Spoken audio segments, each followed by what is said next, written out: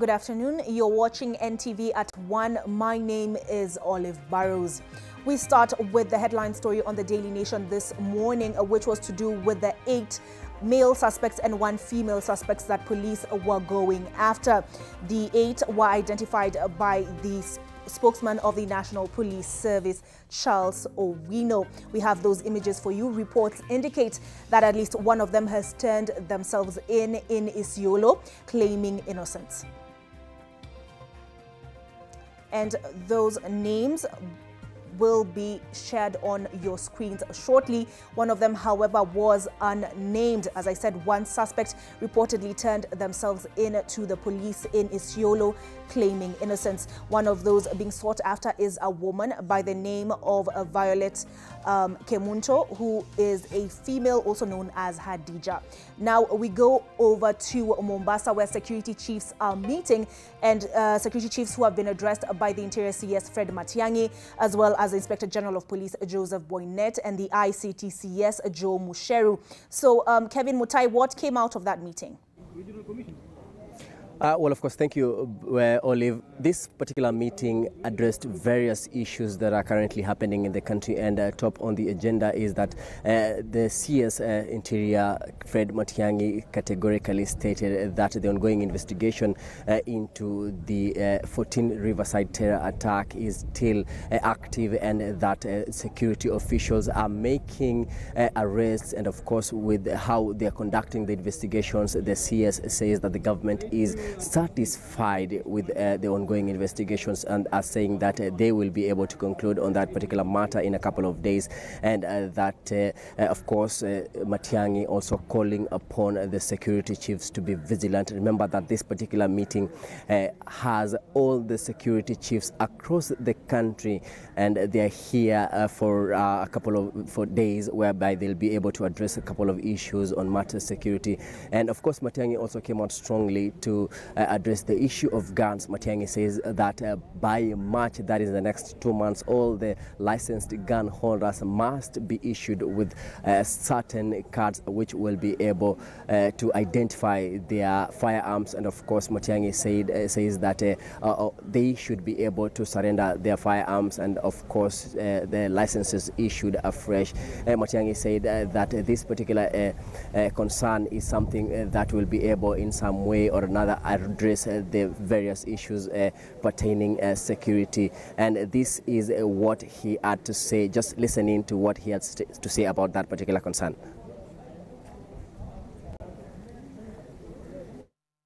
We already have said that we are going to review, and I want us to look at all the firearm licenses in the country.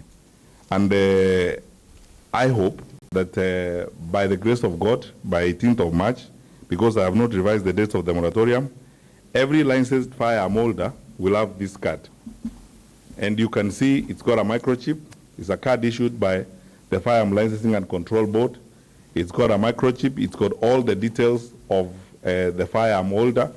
And when the police commander, for example, in the region, requires you to produce this card because you hold a firearm, you must produce it, because this is how we get all the details we need on every firearm, licensed firearm holder. This card, everyone who is licensed to hold a firearm in Kenya, every civilian who's licensed to have a firearm, must now have this card. And we are not going back on this arrangement. I do not have the time, and I don't want to sound like I am whining and moaning about this. The police officers in this room know the pains we have gone through. Collect cartridges, we're not able to trace the guns because they're not registered anywhere. That was CS Fred Matiang'i, of course, coming out clearly that these various challenges that they're experiencing in the country on matter security is something that they really need to be addressed. And this particular meeting covered every issue that the government feels need to be addressed. And of course, Matiang'i was together with his ICT counterpart, Joe Musheru, whereby Musheru categorically stated that according in regards to the 14 Riverside terror attack, he said that the security officials need to, of course, come on clearly in terms of coordination, in terms of relaying information, saying that it is time that the government need to invest in this particular issue, because he says that how to deliver information in such kind of cases is something that really need to be looked at. Musheru saying that his ministry has put up measures to ensure that will work with the Interior Ministry and of course with other security officials to ensure that the country will be kept safe. Remember, this particular meeting is occurring in this in this place in Mombasa, whereby also President Uhuru Kenyatta arrived here yesterday, and I'm told that the president will also meet these security chiefs, and I'm sure that all the deliberations that were discussed today will be presented to the president tomorrow here in Mombasa. There are so many concerns that were discussed today, and we will be preparing all that for you during our subsequent bulletin. Back to you, Olive. Thank you for that brief, Kevin Mutai, speaking to us from Mombasa. Now, as I stated at the top of the hour, the police have put out the names of 8 male suspects and 1 female suspect, and we will be showing you those images shortly. They believe these suspects were linked to the Riverside Drive attack and have called on the public to support the efforts of the police to arrest them. These wanted suspects are on the run and are tagged as armed and dangerous. Here are their pictures.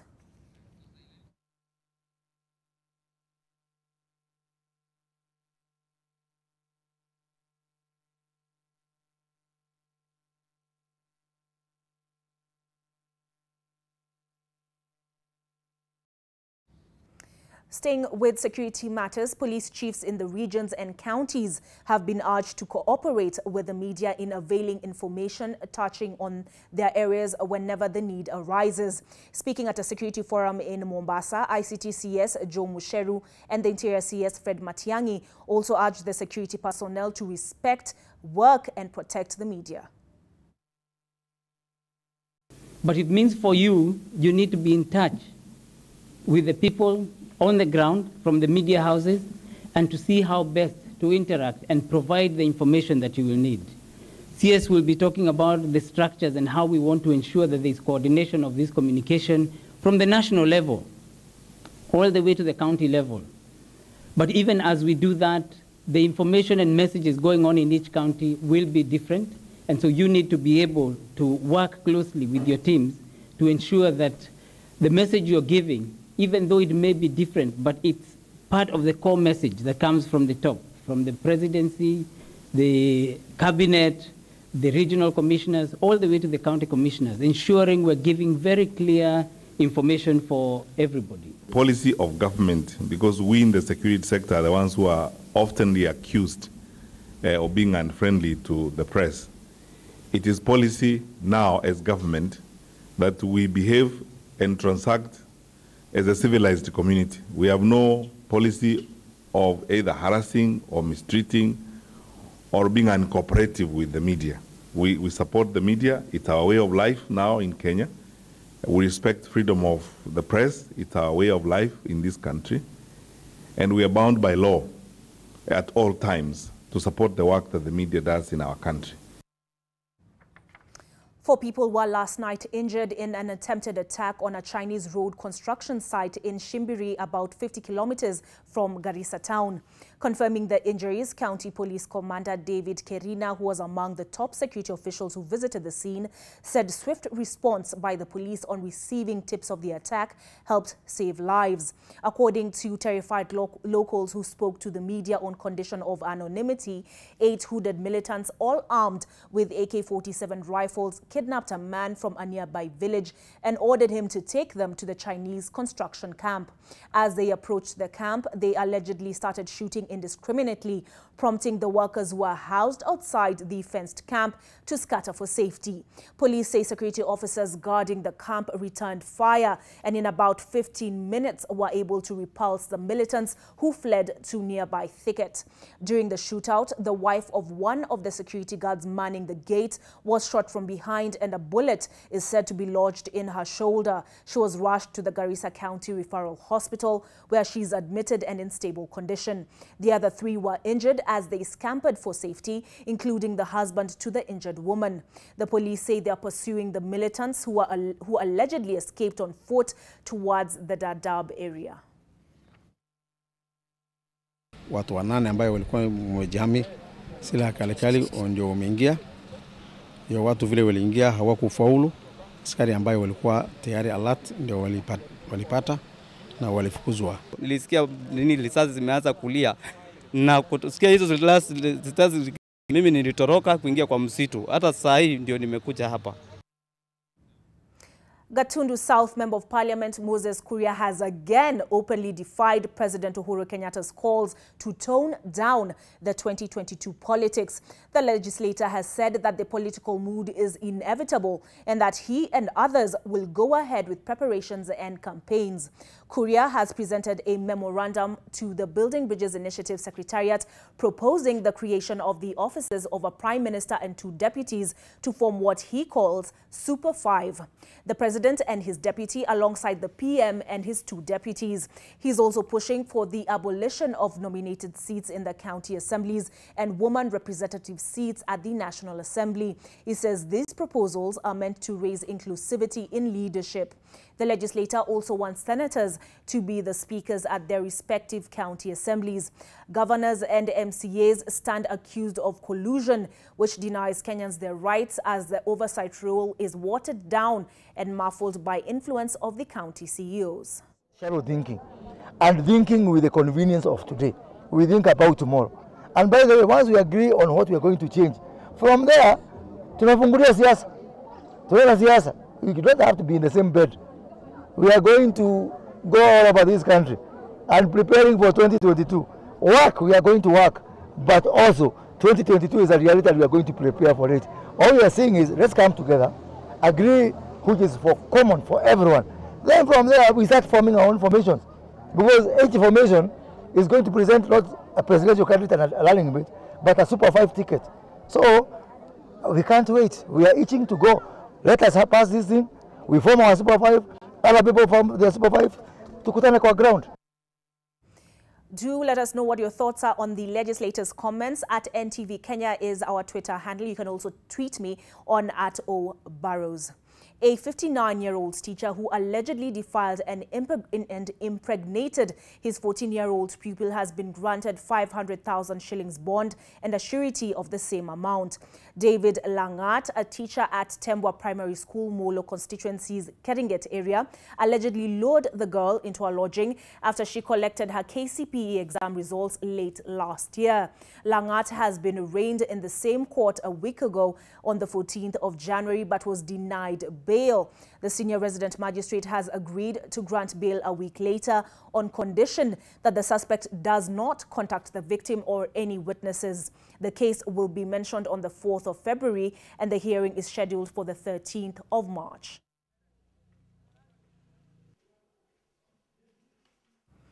More than 30 families in Kuresoi North Sub-County have been given a 2-week notice to vacate the property or else face forceful eviction. Kuresoi North Deputy County Commissioner Felix Watakila, who says the government is recovering grabbed land in the area, has issued a stern warning to cartels that they have been forging title deeds. The families living on an 8-acre public land in Kuresoi North Sub-County risk being rendered homeless after the expiry of a 14-day eviction notice. Authorities say the property is a public utility and was acquired irregularly by land grabbers. Jukumu yetu kama serikali ni kulinda mali ya umma dhidi ya unyakuzi kutoka kwa matapeli. Watakila says the public land will be used to construct a police post, community market and a dispensary.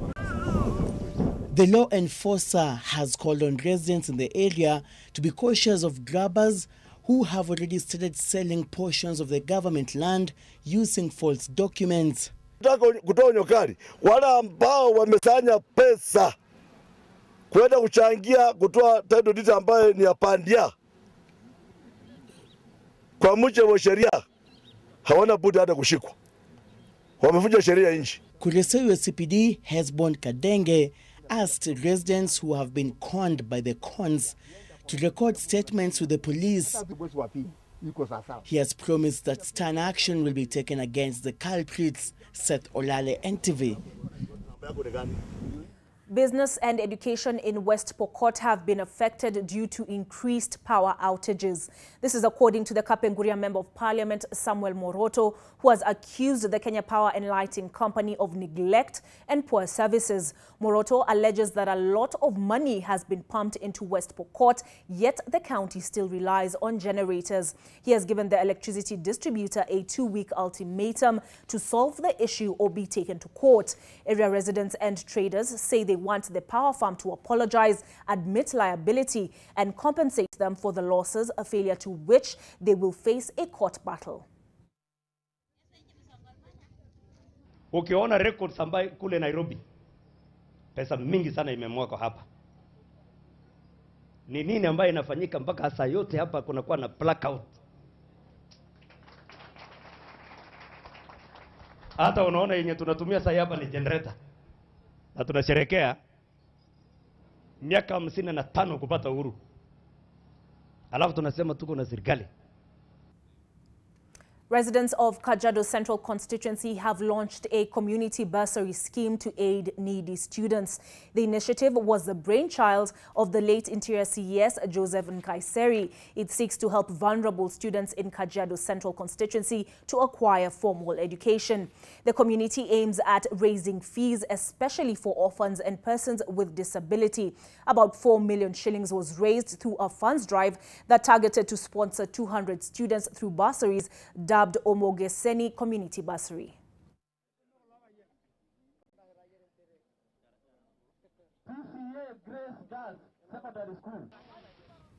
Some leaders in Baringo are calling on the government to make hepatitis B vaccinations compulsory following the increase of deaths due to the disease. Baringo South Member of Parliament Charles Kamuren has called on the government to steer the campaign. Baringo Woman Representative Gladwell Tungo has urged the residents to get tested rather than rely on traditional means of attending to the illness. The most affected areas are Loboi, Sandai, Lake Baringo and Marigat. In Baringo South, Barwesa, Chemintani and Bartabwa in Baringo North. At least 10 people have lost their lives to the disease, with cultural beliefs and practices being blamed for its spread. Many people believe that hepatitis is the result of witchcraft, hence seeking traditional ways of treatment. Chanjo. Na yule apate chanjo, tutafute yeye apate chanjo. Ili tumalize hii kitu once and for all.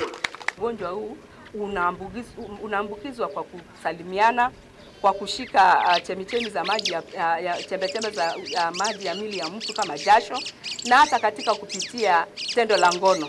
So ni muhimu kuambia wananchi ili waweze kujizuia. Youth from Kamuthe village in Fafi, Garissa County have decried the huge number of unemployed graduates. The youth have challenged the county government to employ some, if not all of them, as part of empowering and motivating them. They also claim that they are not benefiting from the county's bursary fund, which is meant to help needy students. They accuse the county government of mismanagement of the public funds. There is no one who has ever stand the opportunity to get even 5,000 Kenya shillings from the county and the constituency level. We are suffering. So we are telling the government this constituency development fund must be investigated where that resources have been used, because everywhere is crisis. Secondary schools have been chased away because of this. Colleges are the same. Universities, you never do an exam, cut exam because of fees. Kenya Cooperative Creameries KCC has partnered with Sangalo Institute of Science and Technology in Bungoma County in a bid to improve the agricultural sector in the county. The KCC Managing Director Nixon Sige gave his full support to the institution, offering to guide the students through various programs such as attachments and internships. He also congratulated the college principal, Roslyn Muleshe, on pushing for the partnership that offers the students a hands-on experience. She expressed her confidence that the institution will grow and perform at its optimum level as a result of the new partnership. The Big Four agenda that is being driven by government, and the new KCC plays a critical role basically in three of those sectors. One, of course, in the food security, and of course being a center of excellence in training agricultural students.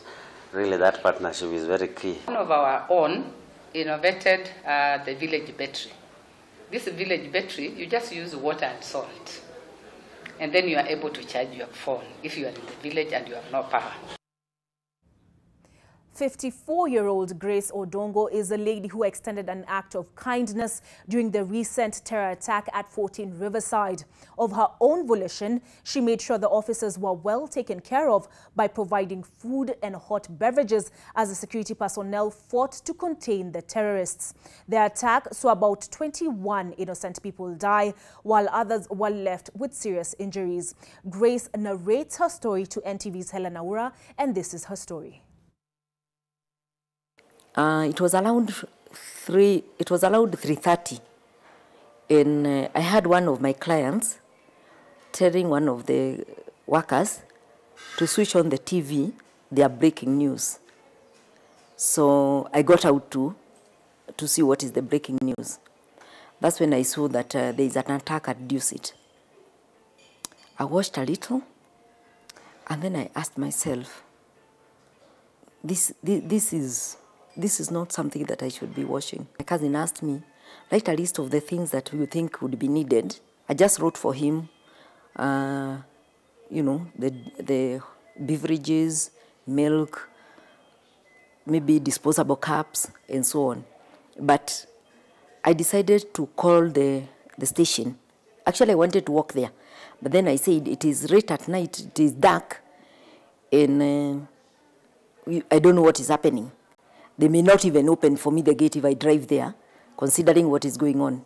So I called a policeman that I had his number. So he sent me the number for the OCS. I called him. I told him, I would like to make something hot for the policemen who are helping at D2. He told me that is good. So I asked him, how do I get there? He told me, bring it to the police station. We'll know how it will get there. We had made quite an amount because we had about 30 liters. So we gave the ones who were there, but it was not enough. We made more tea. I packed some mineral water and bought the buns which were there. I got everything that was there. We left there around 12:30.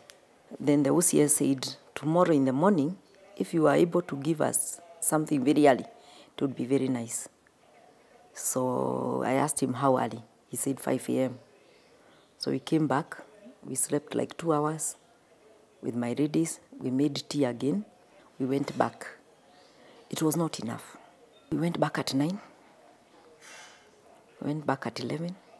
Then they said, now, madam, you've given us tea, but now we are hungry. So I called the girls who had remained here and said, start cutting the cabbages, remove the lice. I called somebody at City Market. I told him, prepare for me 20 kilos of meat and don't bring it when it's not cut. Let it be cut and send it by motorbike. So we prepared the lunch. We took tea in the evening. The following day we took tea. So for me it was, you people, just continue. We'll support you. Continue. We are with you. We can help you with what we can. I didn't expect anybody to reimburse me, but I knew that in due course, God will give me clients, and I will forget what I spent. As long as God gives me life and gives me the strength, I can never watch a human life in trouble. When I got married, we settled in Kisumu with my husband, because he comes from Nyanza, and Kisumu was a good place for him. I settled there very well, and I had no complaint about being in Kisumu until 2007-008. I was called by a certain old man called Israel Agina and told me, leave Kisumu for your safety. After that, I moved to Nairobi, to this place where I am right now. I disposed of whatever I could dispose of in Kisumu to be able to come and settle in Nairobi. My children were very affected. They cannot come to terms why they had to leave their home simply because their mother is a Kikuyu. But I keep telling them it's not just their mother is a Kikuyu. This is Thagari. Niaje, want to invest in a biashara that will take your hustle to the next level?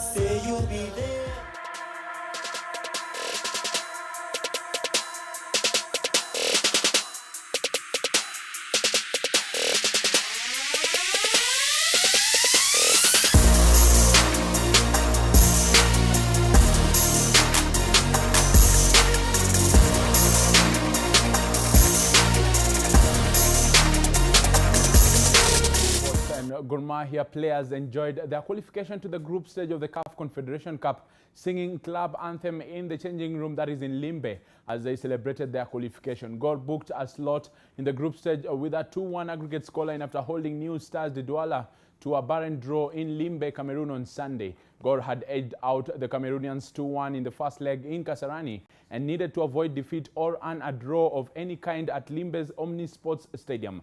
This is Gor Mahia's second successive participation in the lucrative group stage after dropping down to the second tier following elimination from the CAF Champions League. Qualification guarantees Kogalo 27 million shillings for operation for matches in the group stage. The draw for the last 16 will be held in Cairo, Egypt later today.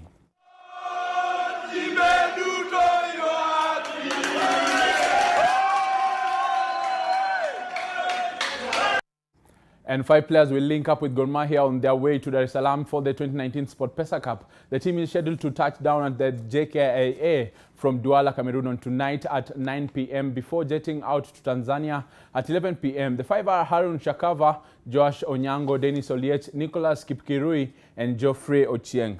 Moving on, Kenyan teams intensified their training ahead of their third edition of the SportPesa Cup that will see them face top teams from Tanzania starting on Tuesday in Dar es Salaam, Tanzania. Debutants Bandari played Tanzanian side Singida United on 22nd before Tanzanian champions Young Africans, that is Yanga, square it out with SportPesa Shield winners Kariobangi Sharks in the second fixture. Defending champions Gor Mahia will face Mwanza-based Mbao on January 23rd as they launch their assault for a third successive crown, the same day that Medicagere's Simba will be up against AFC Leopards. The winner of the annual 8-team regional knockout tournament, who bags 3 million shillings in prize money, will have the privilege to host 9-time English Premier League champions Everton in their home country for a friendly match.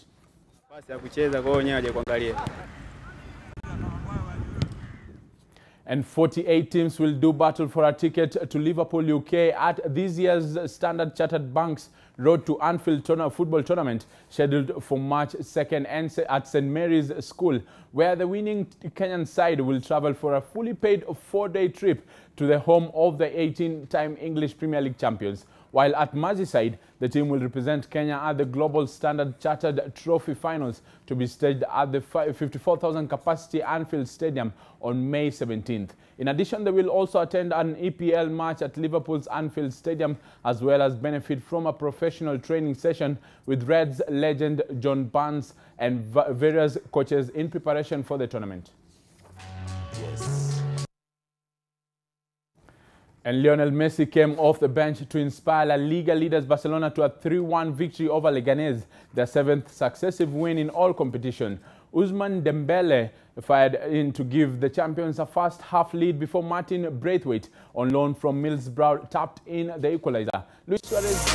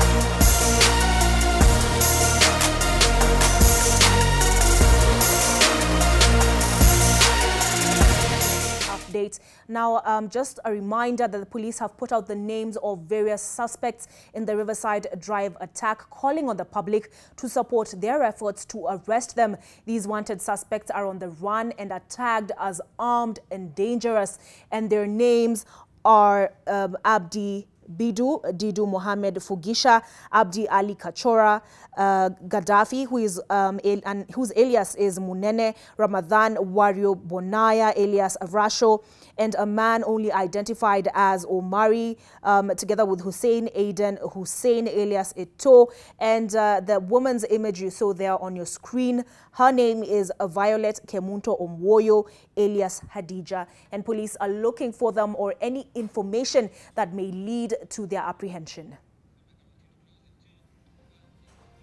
That's it for NTV at 1. Remember, if you'd like to watch either Grace Wamboi Odongo's story or any other story that you've seen during this bulletin, you can always visit NTV Kenya's channel on YouTube. My name is Olive Burrows. Enjoy the rest of your viewing.